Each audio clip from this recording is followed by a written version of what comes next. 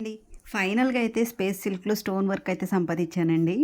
కానీ చాలా బావుందండి క్వాలిటీ అయితే. నేను నార్మల్ మన స్పేస్ సిల్క్ ఆల్రెడీ వాడున్నాము ప్లెయిన్‌వి. దాని మీద ఈ స్టోన్ వర్క్ వచ్చేసరికి అసలు ఎంత హైలైట్ అయిందంటే అంత హైలైట్ అయిందండి. దానికి తోడు ఆ షైనింగ్ ఉంది చూసారా? ఒకదానికి సిల్వర్ షైనింగ్ ఉంటే ఒకదానికి గోల్డ్ షైనింగ్ ఉందండి. దేనికదేనండి. ఏది తీసేయడానికి లేదు. మీటర్ వచ్చేసరికి రూ. 250 పడిందండి. అంటే 5 ½ మీటర్స్ నాకు 1325 రూపీస్ పడింది.